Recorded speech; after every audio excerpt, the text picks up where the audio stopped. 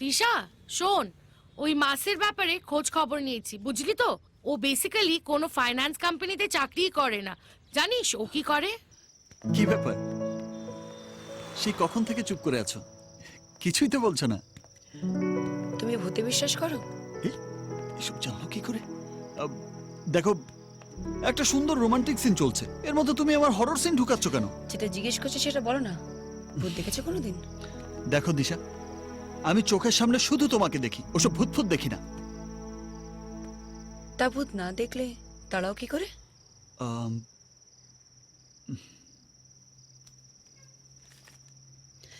গত সপ্তাহে লাবণীর কাকার বাড়িতে তুমি ভূত তাড়াতে গিয়ে এটা ফেলে এসেছিলে।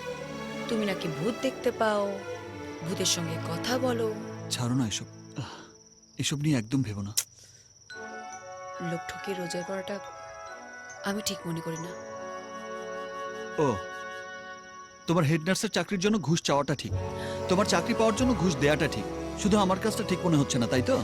আমি এক মিনিট।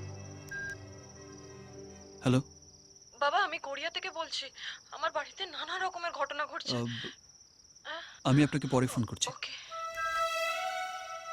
দেখো দেখো, আমি একটা কাজ জানি, সেটা ভাঙিয়ে টাকা রোজগার করি, এতে অন্যায়টা কোথায়? আমি তোমার জায়গায় থাকলে লোক ঠকানোর ব্যবসা করতাম না। আর যে টাকায় লোকের হাই লাগে এমন টাকা আমার দরকার নেই। আচ্ছা ঠিক আছে ঠিক আছে, আমি লাবণীর কাকার টাকা ফেরত দিয়ে দিচ্ছি, বলো তো? এবার একটু হাসো না। টাকাটা ফেরত দেওয়ার পর তুমি যে সেম কাজটা আবার করবে না সেটার কি গ্যারান্টি আছে? মানছি তোমার ছোটবেলা খুব কষ্টে কেটেছে, কিন্তু এখন তো আমি তোমার পাশে আছি। সব ভালো করে আবার শুরু করা যায়। একবার আমার কথাটা ভাবো।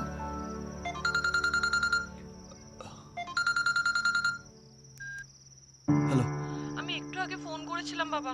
আপনি যা টাকা চাইবেন আমি দেব। বাড়িতে আমার ছোট ছেলে মেয়ে আছে বাবা।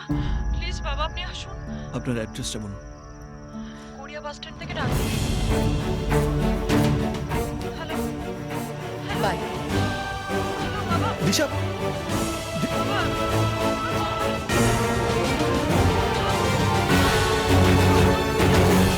হ্যালো। আধ ঘন্টার মধ্যে আসছে। আচ্ছা আচ্ছা।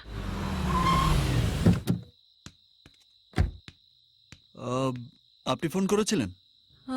হ্যাঁ, আমি ফোন করেছিলাম। আপনি কি বাবা?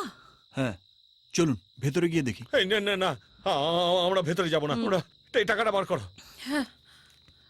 এই নিন ধরুন, এতে পুরো 3 লাখ টাকা আছে, আরো লাগলে আরো দেবো আমরা। এই চলো চলো চলো চলো। হ্যাঁ হ্যাঁ, চলো চলো চলো।